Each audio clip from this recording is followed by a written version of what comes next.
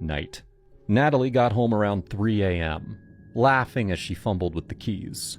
She pushed open the door and blinked when she saw me awake. "Did I wake you?" she asked, stepping inside, shaking rain from her hair. "You didn't just get home." "What?" "I heard you earlier. I heard your car. I heard you walk in, but then nothing." She gave me a look. Not concerned, not skeptical, just tired. "I told you not to wait up." It started with the rain. One of those indecisive drizzles that taps the roof like fingers too polite to knock properly. The kind that turns the world into a grainy black and white movie. Half-seen shapes under streetlights, fogged-up windows, a soundscape of distant tires on wet pavement. I was sprawled out on the leather couch in the family room, feet on the ottoman, half a beer left on the side table. Stranger Things was on. My wife, Natalie, was out that night. Drinks with college friends she hadn't seen in a year. She kissed me quick before leaving, lipstick faint and sharp like cinnamon on my cheek. She smelled like sandalwood and hotel sheets. Told me not to wait up, but you know how that goes. You wait anyway. I was half watching the screen, half scrolling through memories when I heard it. First, the tires. The familiar crunch of her Civic rolling up our gravel driveway. Then, the engine clicked off. Car door opened, slammed shut. Footsteps, wet soles on concrete, the metallic screech of the screen door hinges. My heart reacted before my mind did. Recognition on a bone-deep level.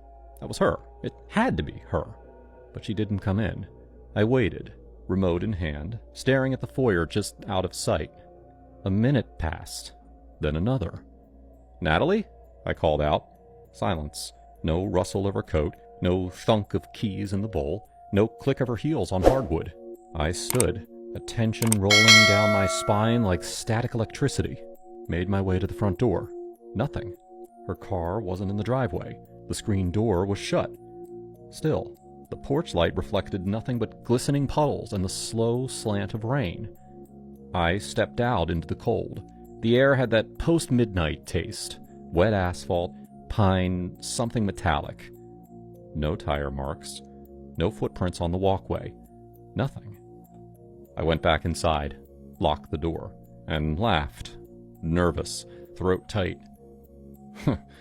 "Good one, brain," I muttered. "Really imaginative tonight."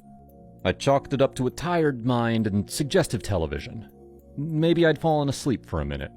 Maybe I dreamt it. Maybe thud from upstairs. I froze. It wasn't a loud thud, but it had weight. Like a dropped boot, or a person shifting. The house was dark upstairs.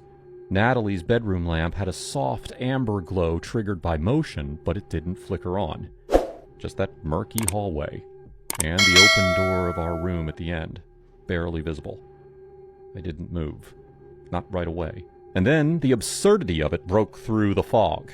"It's your own damn house," I reminded myself. "What the hell are you afraid of?" I started up the stairs. Each creak underfoot echoed louder than it should have. I reached the landing and peered down the hall. The bedroom was empty, but the window was open. That window's latch was always stuck. Natalie used to curse it every spring. And tonight, it was wide open, letting in the soft whoosh of rain and wind. A breeze swept through the curtains, lifting them like arms in slow motion. I walked to the window and stared out into the backyard. Still, no movement, no animals, just the swing set creaking slightly, a leftover from when her sister's kids visited last summer. But when I returned to the living room, something else was off. The beer was gone, the remote was on the floor, and a single red lipstick kiss, fresh, marked the rim of my glass. I didn't sleep. I stayed up on the couch, blanket over me like armor. The TV was off. I didn't want noise anymore.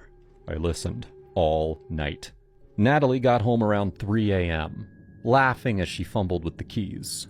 She pushed open the door and blinked when she saw me awake. "Did I wake you?" she asked, stepping inside, shaking rain from her hair. "You didn't just get home." "What?" "I heard you earlier. I heard your car. I heard you walk in, but then nothing." She gave me a look. Not concerned, not skeptical, just tired. I told you not to wait up, she said, walking past me toward the stairs. Wait, Nat. I followed, breath quick. Did you come home earlier and leave again? She paused mid-step. No. Why would I? I didn't have an answer.